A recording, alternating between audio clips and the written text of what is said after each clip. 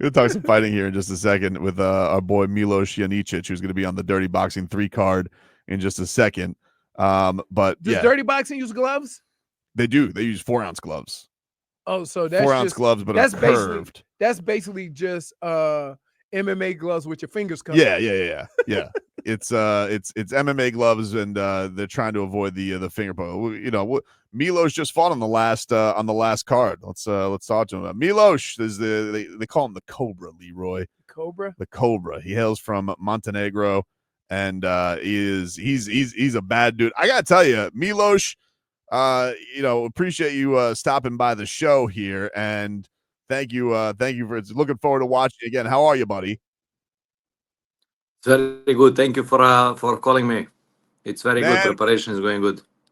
it's I can't believe it, man. You know, like it was really cool to see your opening performance, but man, your people love you over there. I'm like watching these YouTube comments, and I feel like nobody is getting more love than Milos Janic with his performance.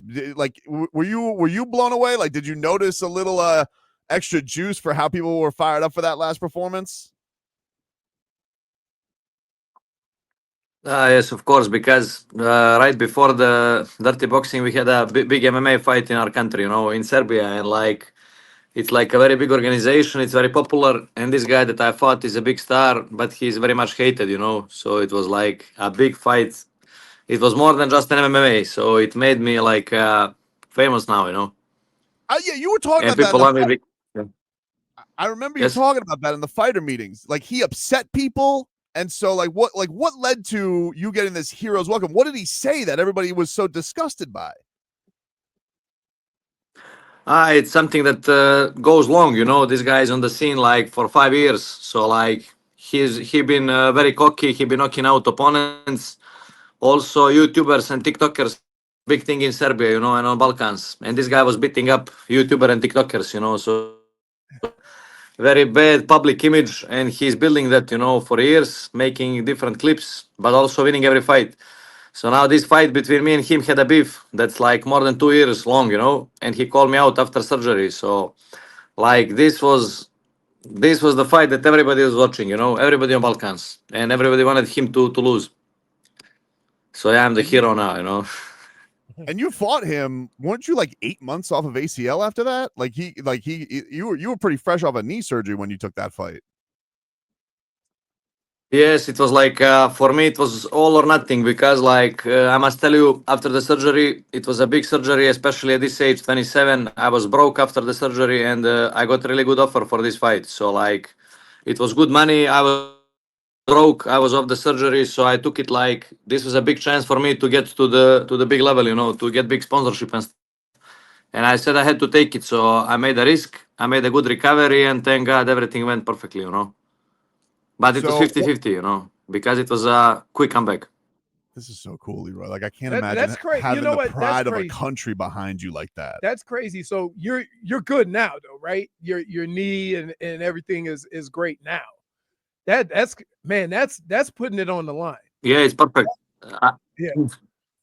I took it like 2 fights at 8 months. So, but I look for some big guys like Zlatan Ibrahimovic, Mirko Krokap. They all came back like after 6-7 months. So I said like I can do this. I have to do it. Like I can, and that's it. You talk about like that Balkan culture over there, because we got a guy down here, Nikola Jovic. He plays. He's from Serbia. He plays for the Miami Jokic, Heat. yeah. Yeah, Jokic is the Joker. I mean, he's the top of the Yeah. notch. We got a young guy, Jovic. They're on the same Yeah. national team. But like you guys, Jovic. like, can you talk about like what is like the culture over there? Like you guys all support each other from that area for the most part, the Slovenia, or is it more rivalry? Like how is that? How does that go when it comes to sports culture over there? Like there is a lot of rivalries. We don't like each other. They like to make rivalries, but when we go into the like different country, like in American leagues, either it's soccer, basketball, MMA, anything, like people love for our people to dominate over there. But when it's back home, it's a big rivalry. So Okay, so that's how it goes. So you're together when you're here, but when you're over there, no together. we are the worst. Yeah, no together. We are the worst when it's back home. It's really bad blood. So Milos is going to be fighting August 29th, Dirty Boxing 3. You're taking on Lamar Brown. How did you like the experience of Dirty Boxing, doing something like that? Oh, it was good, but also like it was not pleasant because I took it too lightly. Right after this fight with Marco, like I was in perfect shape, in the best shape of my life. And like after this fight, I had too many. Like the mayor of my town called me. Also after the mayor, I got so many like lunches, dinners with some either politicians or some big guys, some big sponsorship. Like every day I was busy. So many people wanted to take a picture with me. It was like really disturbing. Like I could not sleep for days.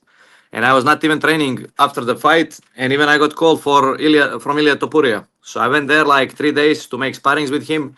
And believe it or not, those 3 days in Spain with Ilia, it took me to rest my head, from all this mess that's happening here. So then I came back, and again we continue more sponsorship, more lunches, more dinners. Like I was not even training at all.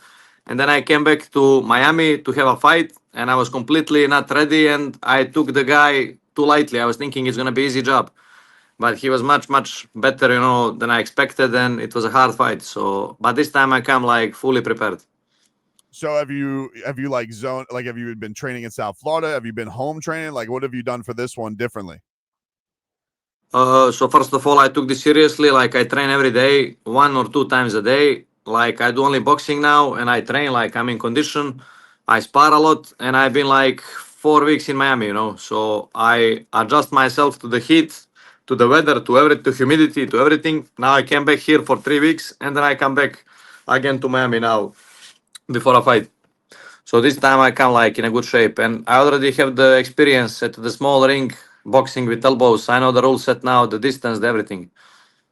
Well, Milos, how crazy is that though? Because that has to blow your mind. Like you're sitting here, you're telling us you're broke after a fight, and then like it's almost like your life changes in your country overnight. Like, how hard was that to deal with? Was it awesome to deal with because you have all these people hobnobbing with you? Like, what is that transition like?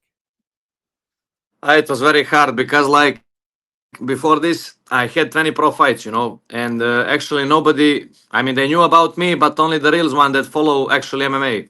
But the other spectrum, the other people that don't follow too much MMA, nobody know about me, and I had 20 fights.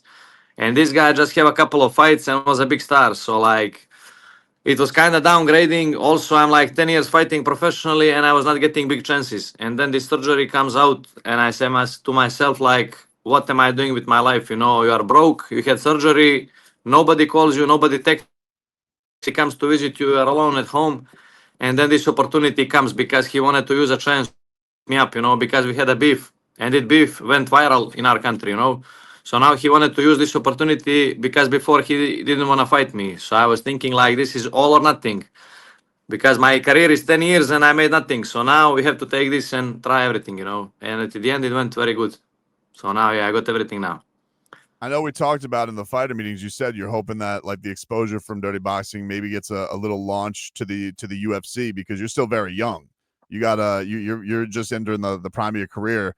Have you felt like the exposure from Dirty Boxing has helped with that, like getting your name out there even more? Yeah, it's very nice when you see the guys like there was like first of all John Jones, Mike Perry, Caio Borralho, Amanda Nunes, Tito Ortiz. I looked many big famous guys and faces, from the MMA. So it's good to be there and like we'll see event by the event. I hope I get on the radar of UFC. How did like going and But training with anyway, Topuria? like I just enjoy to fight. Yeah. No, go ahead. You can finish there. It was a yeah. No, it was just I wanted to say like I like competing, I like fighting, especially like when I can do stand-up fighting. So I enjoy just competing. Well, I was just curious because you spent a camp with Topuria. You just watched him after he trained with you go and get his second belt. When you train with a guy who right now is looked upon as the top of the top, how did you feel? Like, does it feel like, hey, I can go with the best of the best? Like, what is that? When even if you're not in the UFC, you're training with the best of the best, literally maybe the number one pound for pound guy on the planet. So what did that do for your confidence and your skills as far as like knowing you're UFC ready? Yeah. Well, I fought before. I mean, I trained with many UFC guys in Phuket, Thailand. I also trained a lot with Rafael Fiziev and some other guys. But Topuria is like the best of the best, and I'm definitely sure. Like I'm not never close to Ilia's level, but like I felt I can do. Like I'm good, you know. I think he was surprised too that my striking is actually good, you know. And I know I can easily fight in UFC. Like I know this very easily, so it means a lot for me, you know. And I cannot wait to come over there one day. Well, we But can't wait to yeah, watch him, man. Yes. Dirty Boxing Can't wait. 3 going down at the Hangar August 29th. Get your tickets now. This guy, he is worth the price of admission. This guy put on a hell of a show. Him and Guillermo Bastos last time. Lamar Brown, that's who he's going to be fighting this time. Also had a really competitive fight. I can't wait to see you in action fully healthy, man. It's going to be a real thrill. thank you very much. Thank you.